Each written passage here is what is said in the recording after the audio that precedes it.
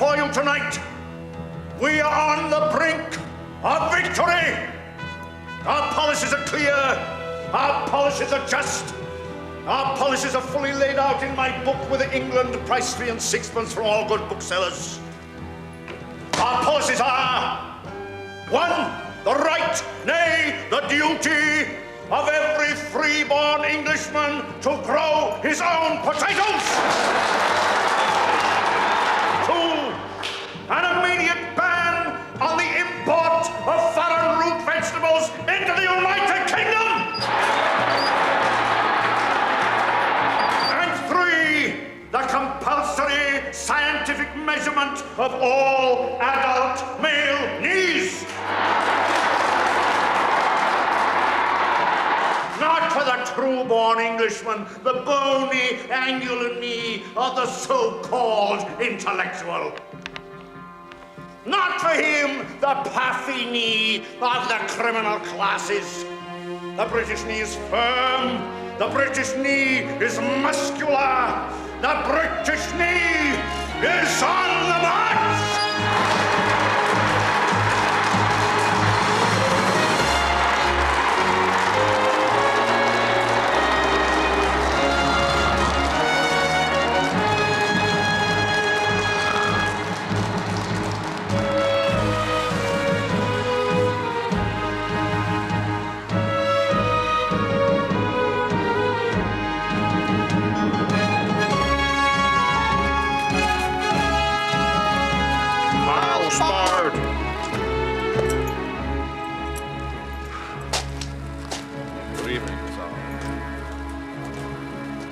Excellent rally, excellent. A dozen new recruits to the cause. Oh, that's good, isn't it? I'm sorry you weren't there, Watkyn. One had hoped that one's best friends would support one in the task of rebuilding Britain. Yes, I'm sorry too. Me night for cataloguing my silver collection. Your collection cannot control your life, Watkyn. You must come with me next Thursday when I address the Eagle Battalion at Minchinhampton. Yes, very possibly. I shall now retire. We have to catch the 9:30 tomorrow, remember? Oh, yes. Good night, Stephanie. Good night. Good night, little Madeline. Good night.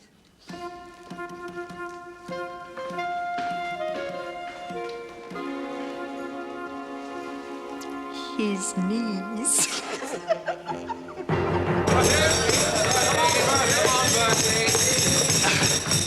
Well, this is a happy occasion.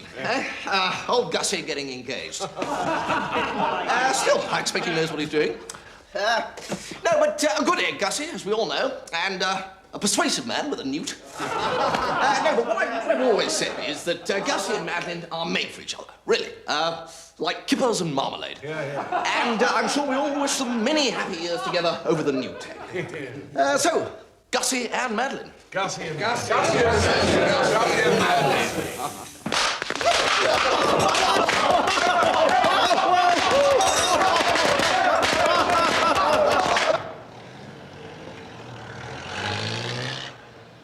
Well, Jeeves, a most satisfactory binge last night. I'm delighted to hear so, sir. Was Mr. Fink-Nottle in good spirits? Poor devil. The sands are running out for Gussie Fink-Nottle, Jeeves. He will shortly have Sir Watkyn Bassett as a father-in-law. He's the blighter who fined me £5 for pinching a policeman's helmet. Perhaps Sir Watkyn is not so formidable in private life, sir. I doubt it, Jeeves. Slice him where you like. A hellhound is always a hellhound. Is that the papers you've got there? No, sir. It is some literature from the Round-the-World Cruise Bureau. I thought you might care to glance at it. Jeeves, this nuisance must now cease. Travel is highly educational, sir. I cannot do with any more education, Jeeves. I was full up years ago. Now it's that old Viking strain of yours coming out again. You yearn for the tang of salt breezes.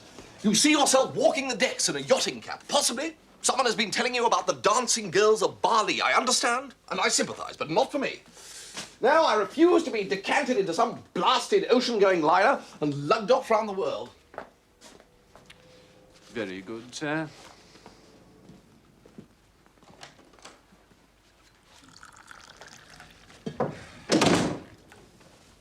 You must understand, Jeeves, that when two men of iron will live in close association with one another, there are bound to be occasional clashes.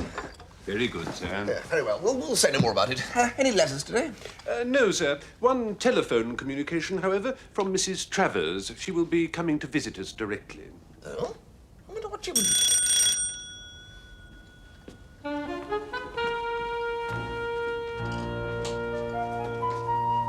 it awake yet? Ah, what's going on, Dahlia? I want you to go to an antique shop in Bond Street and sneer at a cow creamer. Do what at a what? It's silver. A sort of 18th century cream jug in the shape of a cow. Well, sounds dashed unpleasant to me. It doesn't matter what it sounds like to you, young Bertie. Your Uncle Tom thinks it's the cat's nightwear. It's the only one left in the country, apparently. Go there, ask them to show it to you, and when they do, register scorn. This will sow doubts and misgivings in their minds and make them clip the price a bit. Your Uncle Tom's been having a bad time lately with his collection. Everything he's tried to buy, that bastard Watkyn Bassett has pipped him at the post. If he can get this thing cheaply, it may save him from an early grave. You have one of your wonderful ideas, Jeeves. If Mr. Wooster, while sneering, could imply that the object is probably of modern Dutch manufacture, the vendor might be the more inclined to lower his ambitions. Why Dutch?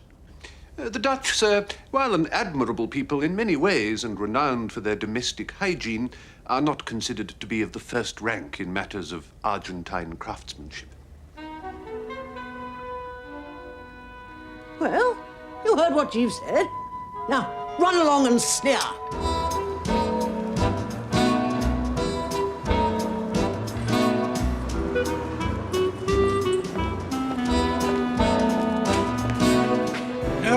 No, I don't think so. I've got another very like this. You've got one of everything, I should think, in that blasted collection of yours. How about this very rare Georgian teapot, sir? Morning. Oh, I'll be with you in a moment, sir. Hello, Fox. I know you, young man. No. You came up before me once, but not twice. Well- Good. Going straight, eh? Now, let me think. What was it? Of course. Yes. Bag snatching. No. Still all over and done with now, eh? Splendid. Roderick, come over here. Hello. Look at him. I gave him 3 months not long ago for snatching bags at railway stations. It's quite evident. His term in jail has had an excellent effect on him. Quite reformed. Here's a shilling. Don't spend it on drink.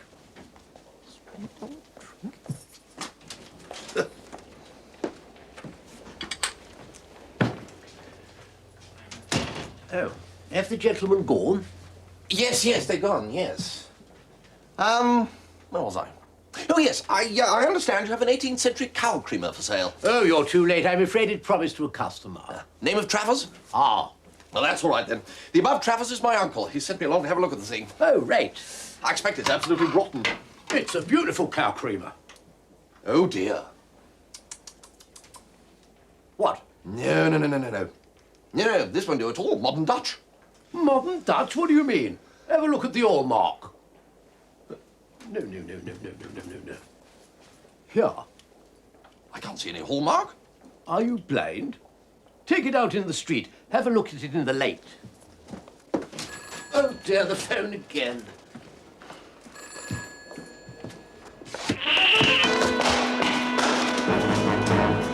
Smash and grab, man, by God! This is the sort of thing that makes one sick at heart, Spode. No.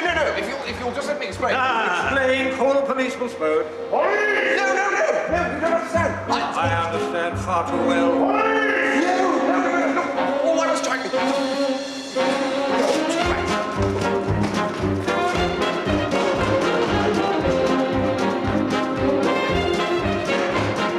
I say, Spode, look at this.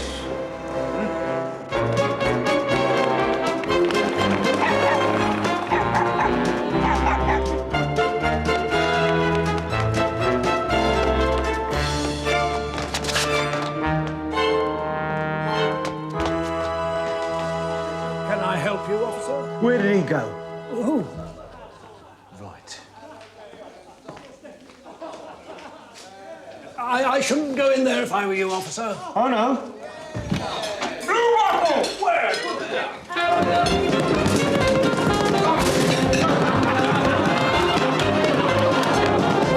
Come with me, officer.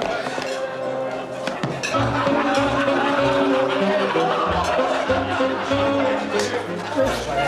Come along.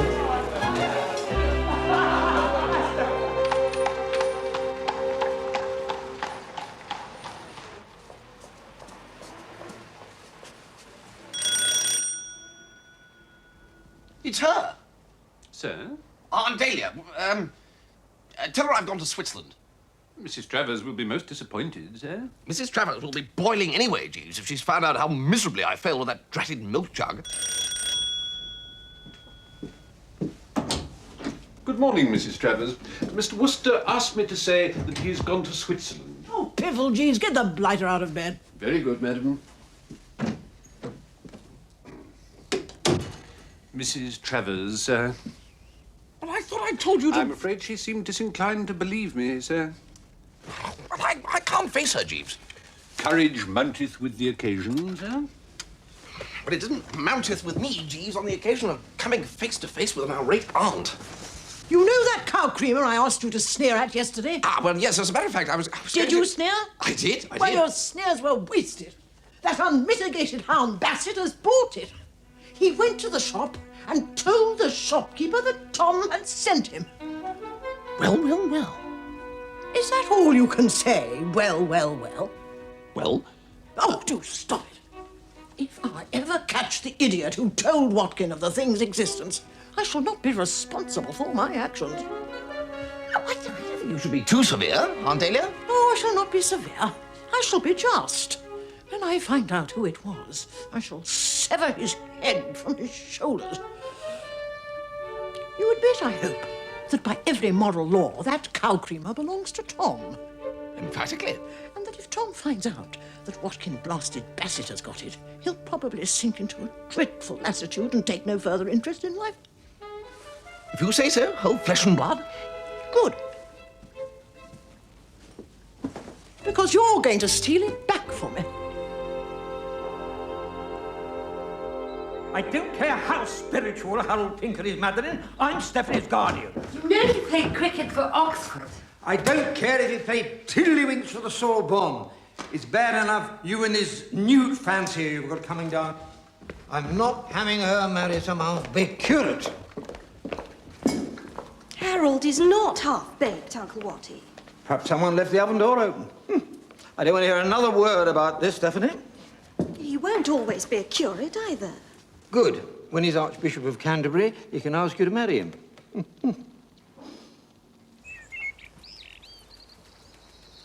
It's no good, Stiffy.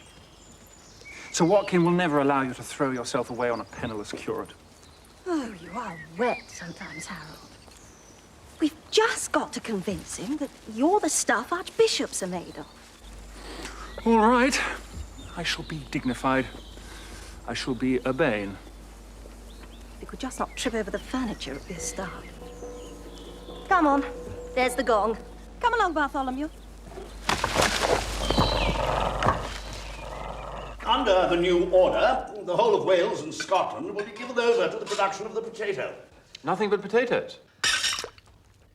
Nothing but potatoes. Just as Gloucestershire will be entirely laid down to turnips and Wiltshire to beans. Rationalisation is the order of the day.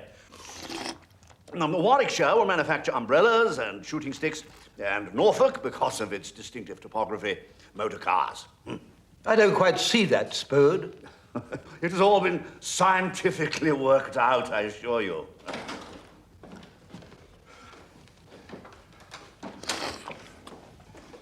I'm sorry I'm late, Sir Watkyn. I've just been arranging my tanks.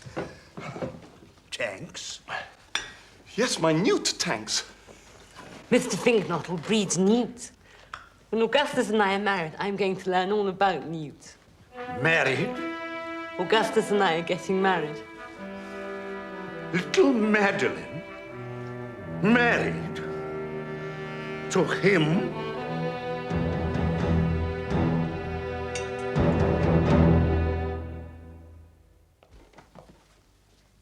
Have you seen Madeline? Gussie, could you help? I don't know. I've got something in my eye, a fly or something. Oh, yes, yes, yes. Why don't you have a look over there at the light?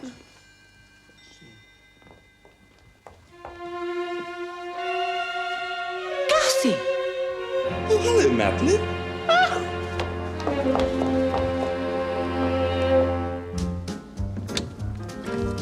Telegram for Mr. Wooster. Thank you, Mr. Jarvis. Count. A telegram for you, sir? Oh, yes, well, you better read it, Jeeves. Very good, sir. Come immediately. Serious rift, Madeline and self.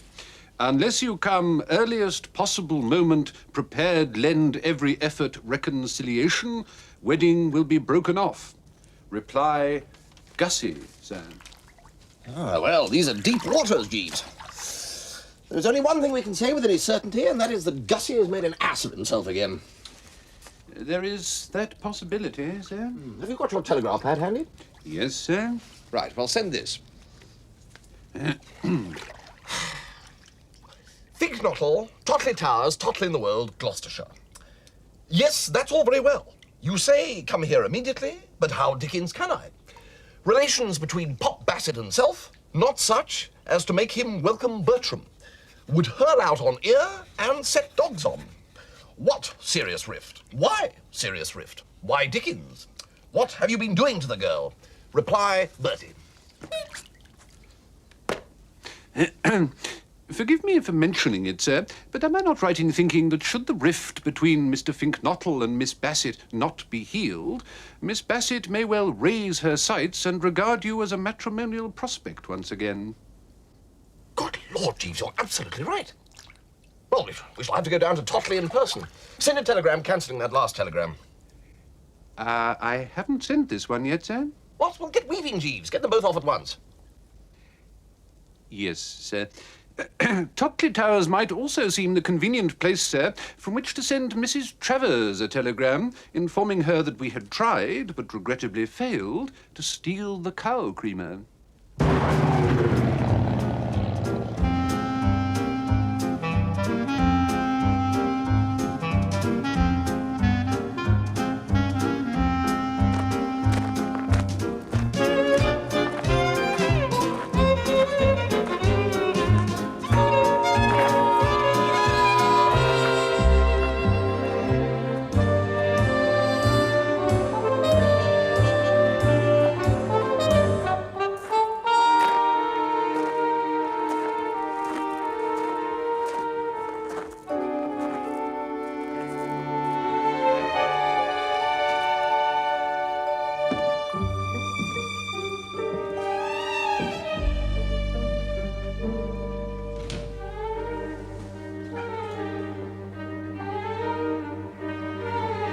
Hands up! Now, look. Now, Watkyn, come here. Yes, here I am. What is it? Look at this. Good God, the bag snatcher. He'd already begun to loot the place. Look, he's got your creamer again. It's unbelievable. He must have followed us down. Bring him along to the library. I'll issue a warrant for his arrest. Put the ruffian away once and for all. Why? If he resists, shoot him, Spode. Don't hesitate. Will you listen? What a lot of noise. Why, Bertie, when did you get here? I've only just arrived. You don't mean you know this man? Of course I know him, Daddy.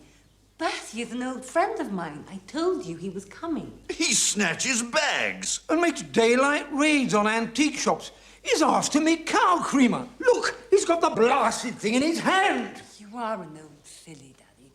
Naturally, your silver would be the first thing Bertie would want to look for. Bertie is Mr. Travers' nephew. What? Tom Travers' nephew? So, of course, he's interested in silver, just like his uncle. Oh. Come along, Bertie. Anyway, it wasn't bag snatching. It was policeman's helmet stealing. How sweet of you to come, Bertie. But everything's sorted out. I thought I found him flirting with my cousin Stephanie, but he was only taking a fly out of her eye. You know, Bertie, sometimes I ask myself if I'm worthy of so rare a soul as Augustus. Oh, I wouldn't ask yourself rot like that. Of course you are. Now, when Gussie first met you, I said to myself, that's the bird. There she spouts. So, when's the wedding to be? September. Oh, well, I'd make it a bit earlier than that if I were you. You think so? Oh, yes, definitely. Get it over and done with, then it's off your mind. No, you can't be married too soon to a chap like Gussie. Dear Bertie. Always the soul of generosity.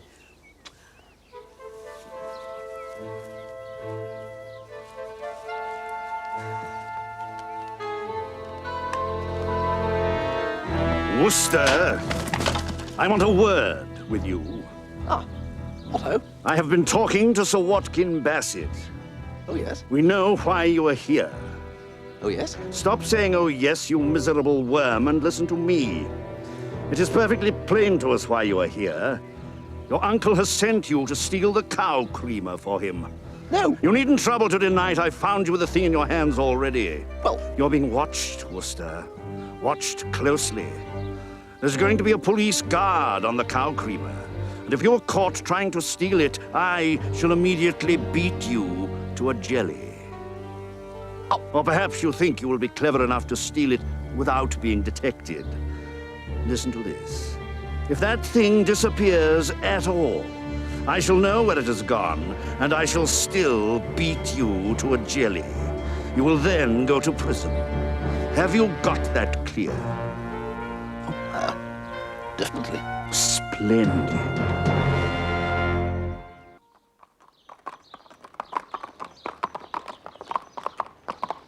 Right, to Aunt Dahlia.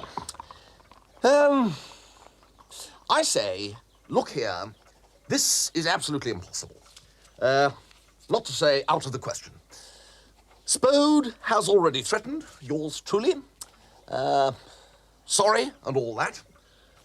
Oh, about the cow creamer, I mean. Anyway, there it is. Toodle pip. Your affectionate nephew, Bertie. Is it a code? Morning. Morning, Constable Oates. Where be the blackbird be? I know where he be up yonder low tree. I be after him. Stick I lammer thee, blackbird, I love thee. Oh, no, it's a darn Bartholomew dog. Get off, stupid dog, get off. Get away from me. Get away from me. Get away.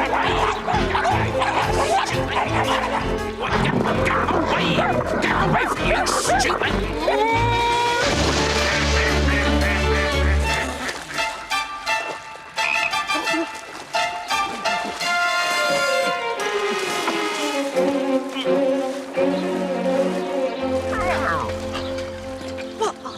Did you do that for? You might have scared him out of his wits, hurling yourself about like that. Poor old Bartholomew. I must caution you, Miss Stephanie. Did the ugly man nearly squash him flat? I was proceeding along a public highway when the dog leaped at me in a virulent manner. I was zerled from my bicycle. Well, you shouldn't ride a bicycle.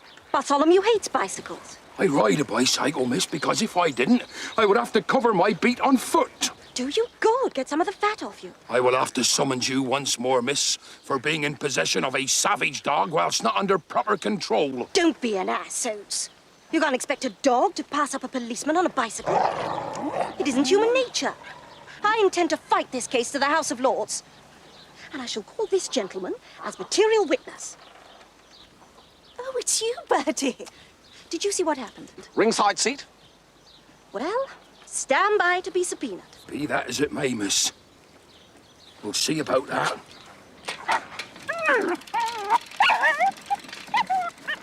I'm just on my way to see Harold. We're engaged, you know. Oh, don't tell us so. Uncle Watkyn mustn't know about it until he's been well sweetened. And who is this Harold? You know Harold. You were at Oxford together. He's the curate here in the village. He talks a lot about you. Harold Pinker. Stinker Pinker? Great Scott! I wonder where he got to.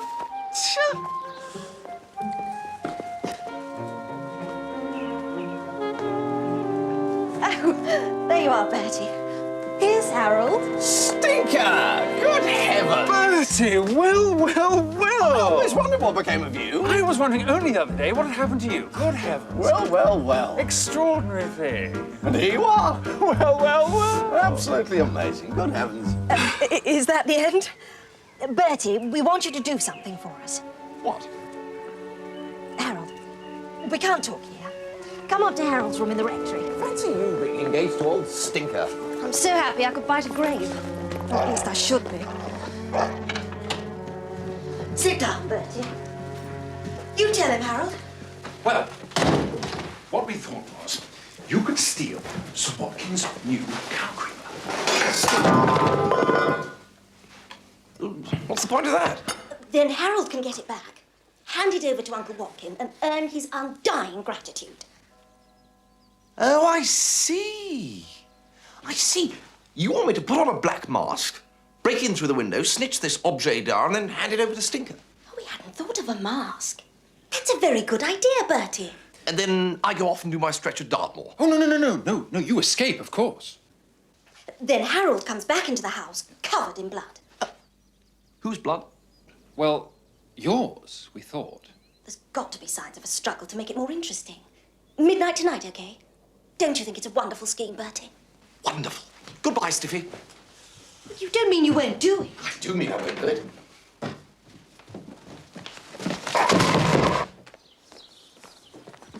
Bertie, I think you're a pig.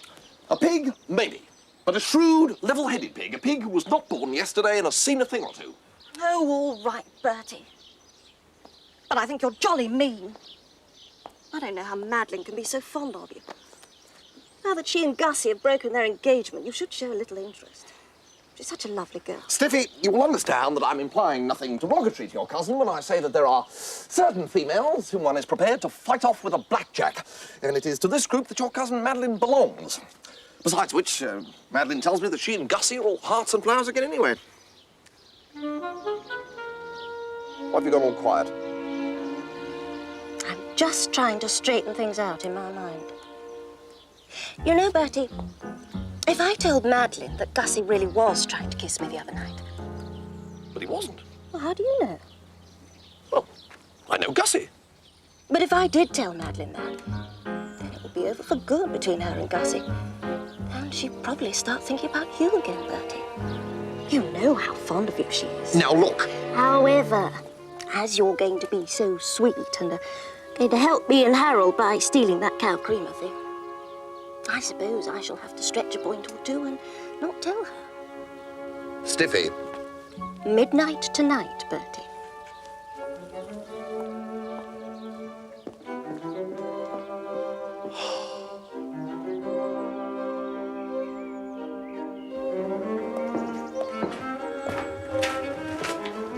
Mrs. Travers has arrived, sir. She has a matter of some importance she wishes to discuss with you.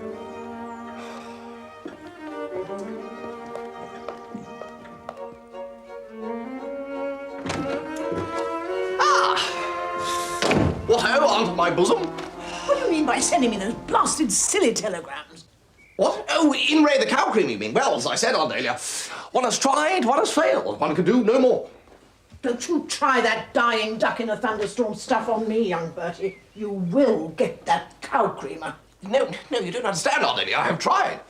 I've been threatened with a shotgun, and Roderick Spode says that if I try again, he'll beat me into a jelly. Yeah, go on. What do you mean, yes, go on? You wouldn't want your favourite nephew to be beaten to a jelly now, would you? Might be an improvement. Oh, just pull yourself together, Wooster, and retrieve that cow creamer. Get him moving, Jeeves. Very good, Mrs. Travers. This is getting beyond a joke, Jeeves. Aunt Dahlia wants me to pinch that blasted cow creamer. Stiffy wants me to pinch the blasted cow creamer. Do you want me to pinch the cow creamer, Jeeves? I think it would be most unwise, sir. Well, you're the only one. I explained to her why it was impossible, and all she could say was, well, get on with it. There may be a way of taking Roderick Spode and his threats of violence out of the picture altogether, sir. Really? Well, I don't see how.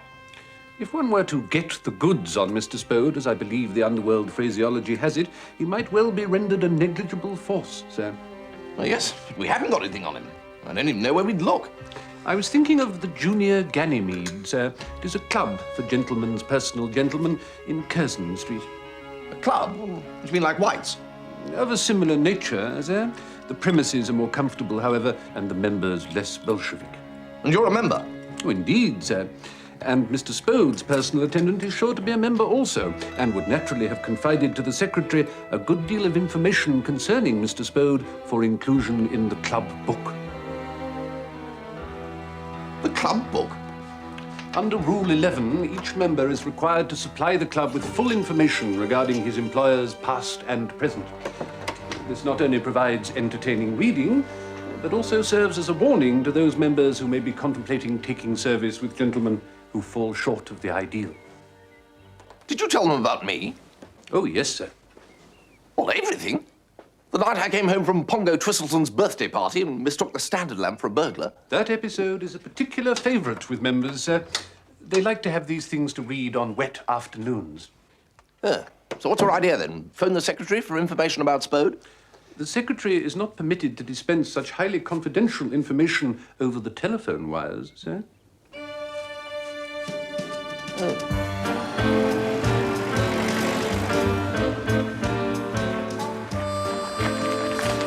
Right, all set, Jeeves? Yes, sir. Good. And for heaven's sake, hurry back. Indeed, sir. Hello, Desmond. Here's some nice antiques for you. Come on. Why don't you get up onto your nice rock with... that is a bit warm, isn't it? What a silly daddy. There.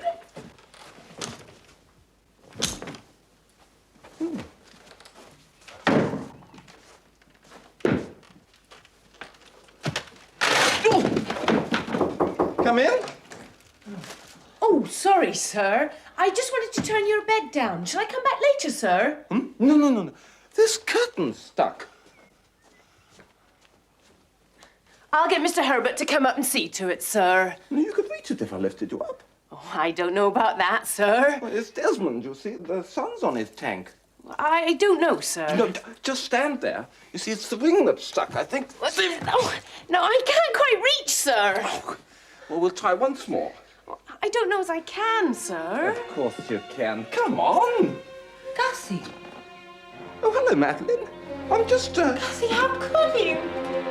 Madeline? Of course, one can't get proper gentlemen nowadays. They're not what they were, sir. The one I've got at the moment insists on calling me by my first name. Oh, one tries to be tactful, of course. One is simply swimming against the tide. I blame their parents. Yes, I know. How's yours now, Jeeves? Oh, really? Quite promising.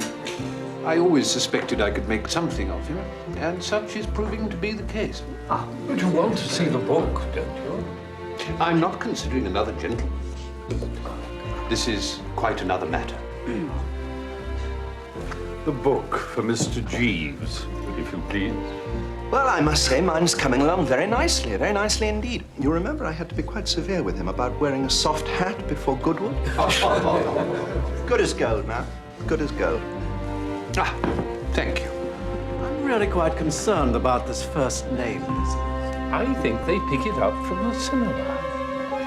Why don't you try not answering when he calls you by the wrong name? Oh, I don't think I could carry that off. One doesn't like to hurt their feelings, does one? No, I don't.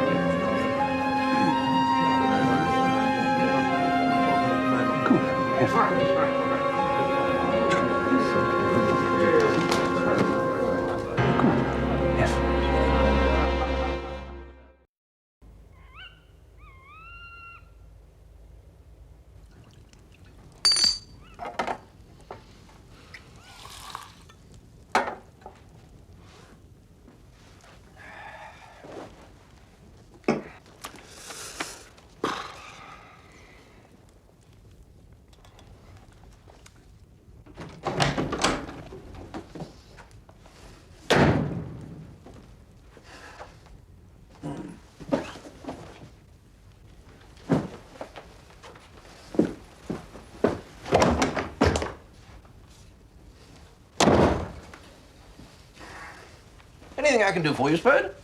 Why wasn't Fink-Nottle at dinner? Perhaps he wasn't hungry. I'm looking for him.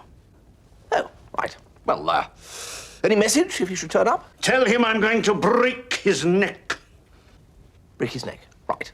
And if you should ask why? He knows why. Because he's a butterfly who toys with women's hearts and throws them aside like soiled gloves. Do butterflies do that? Are you trying to be funny? No. Good.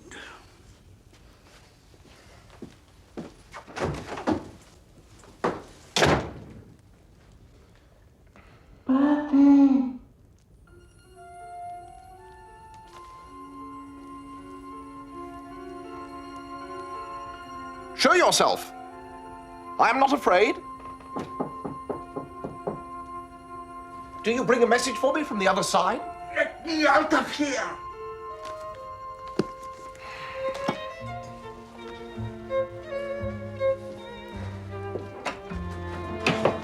They ought to put handles on the inside of those things. What were you doing in there? Hiding! Why you didn't look in the wardrobe, I can't imagine. I thought these dictators were meant to be thorough. Stop complaining. Oh, what's all this about you throwing away Madeline's heart? It wasn't me, it was her. The housemaid was helping me with a curtain. Madeline came in and... Oh, what's the use? How are you on knotting sheets, Bertie? What do you mean, knotting sheets? They do it in books. You tie knots in them and then climb down out of the window. Oh, you're not afraid of Spode. I am. No, there's nothing for it but to start knotting sheets. You're not knotting my sheets.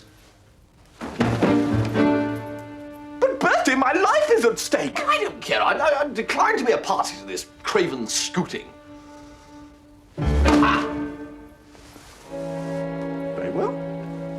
I shall have to go off and hide somewhere till dawn when the milk train leaves. Goodbye, Bertie. You have disappointed me. Well, you have disappointed me. I thought you had guts. I have, and I don't want Roderick Spode fooling about with them. So, 12 o'clock midnight, you're waiting in the silver room, all right? Yes, I see. In comes Bertie, you let him take the creamer thing, and then you biff him. Biff him. Yes, I see. He has agreed to this now, has he? He hasn't any choice. That should do it, I should think. Really? We want to see some blood, remember?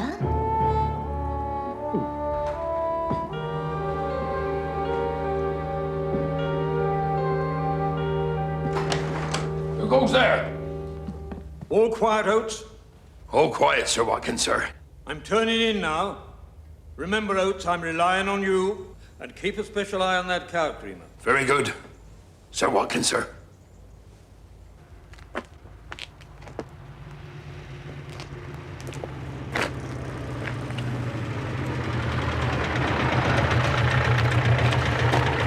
Well, what happened, Jeeves? Has Spode got a secret? Indeed he has, sir. Tell me all. I fear I cannot do that, sir.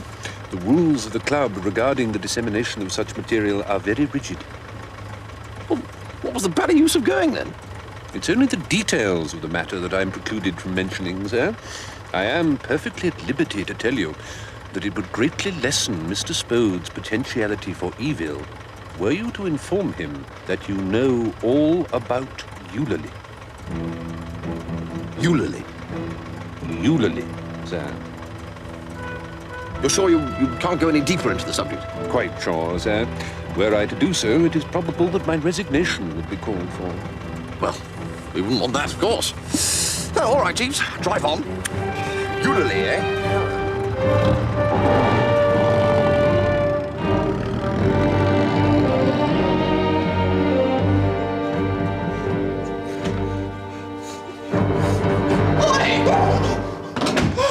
I thought it was Spode. What do you mean sneaking up on a fellow like that? This is my blasted room, Fink-Nottle. What do you mean by mucking up my bed linen after I specifically forbade it? You have sheets of your own, go and knock those. How can I? Spode's sitting on my bed. Ah, well, I have good news for you on that front, Gussie. You need no longer fear Spode. What do you mean I need no longer fear Spode? Talk sense, Wooster. I mean exactly what I say. Spode qua menace, if qua is the word I'm after, is a thing of the past. I have learned something about him, Gussie, which he would not care to have generally known. What? Do not bother yourself with details, old fruit. Suffice it to say that I'm now in a position to put it across the fellow in no uncertain fashion. If he should attempt any rough stuff, I shall give him the works. Ah, this may be the blighter now. Lock the door! Lock the door! That will not be necessary. Watch me deal with him, Gussie. It may amuse you. Ha! Well, Spode, what is it now? Spode! What do you want? Well, since you ask, I would like to know why the devil you keep coming into my private apartment and taking up space which I require for other purposes. I assume you have a room of your own. Why don't you get back there, you fat slob, and stay there? Did you call me a fat slob? I did. It's about time that some public-spirited person told you where to get off.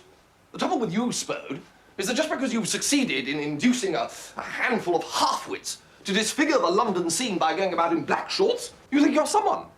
You hear them shouting, "Hail, Spode," and you imagine it's the voice of the people. That is where you make your bloomer.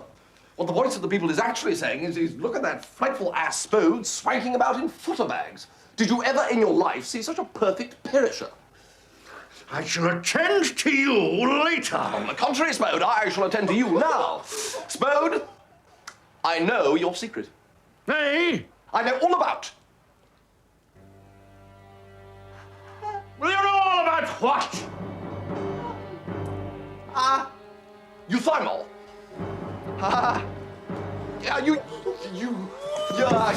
Eureka!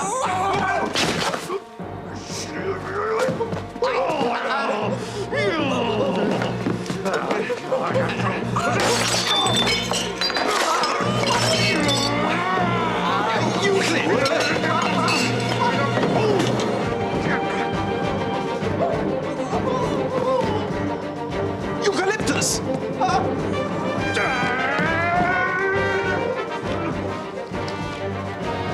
Euripides! And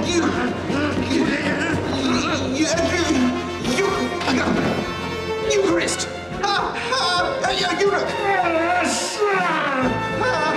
Euphonium? Thank you!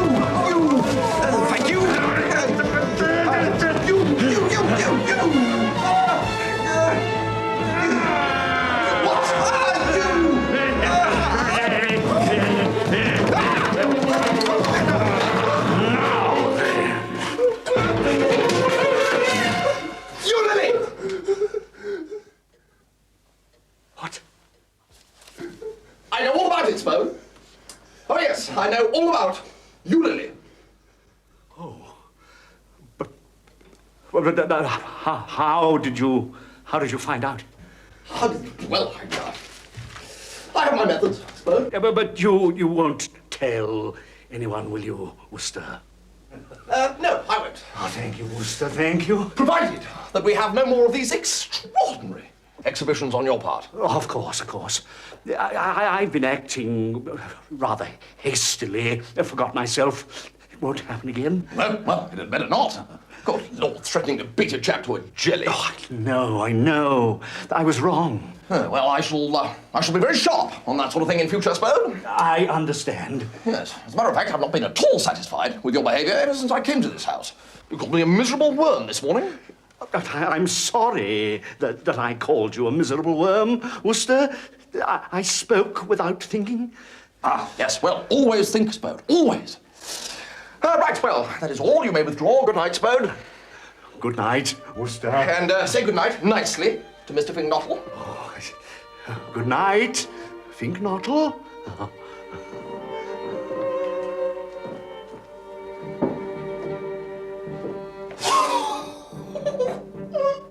Bertie!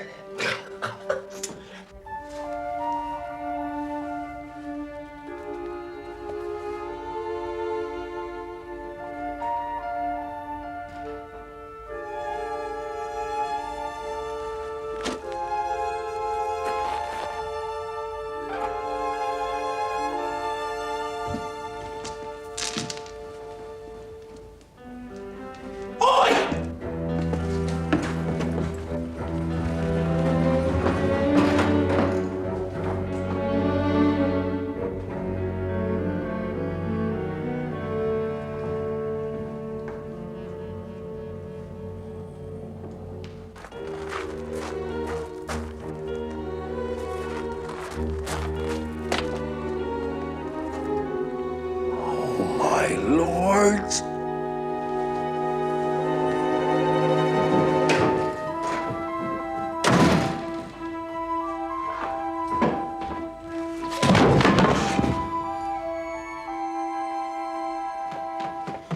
Where do you think you're going? It's gone, sir. What's gone? The cow thing, sir. It's gone. And you're just going off and leaving everything else unguarded, witless.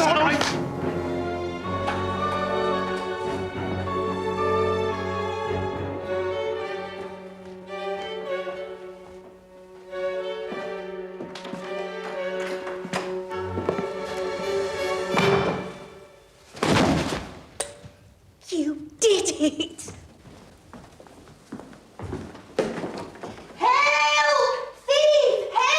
It's not Bertie! What?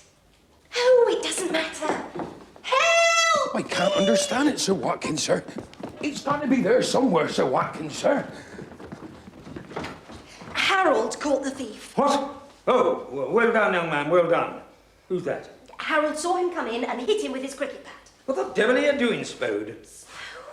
Oh, no, you idiot, Harold! That fool of a policeman said there was some silver missing. There was an intruder, Sir Watkyn, sir. I very nearly apprehended him, and... My cow creamer! It's gone. It's gone.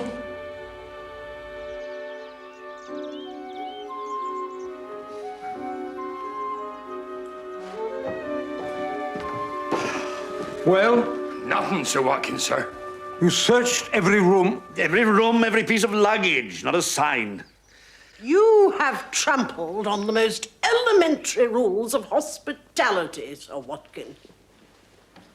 If you are now quite satisfied, I shall shake the dust of this place from my feet. Butterfield, be so good as to call me a taxi. Very good.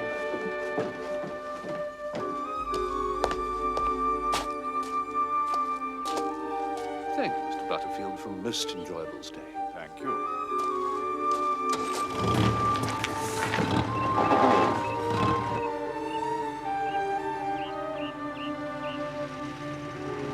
Bloody rum, Jeeves, all that. Indeed, sir. Just seems to have vanished into thin air. Everything all right, old kith and kin? Everything's wonderful, thank you, Bertie, dear. Yeah, we were just wondering who on earth could have stolen the cow creamer, weren't we, Jeeves? Indeed, sir. Nobody stole the cow creamer. It was confiscated for return to its rightful owner. Confiscated? Well, who confiscated it? I did. Then I gave it to Jeeves to hide for me. Have you got it, Jeeves? Good Lord.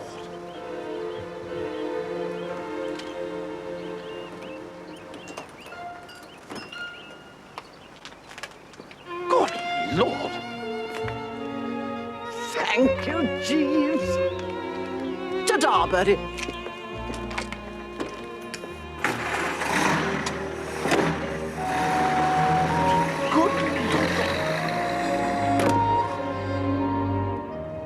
There is just one thing, Jeeves.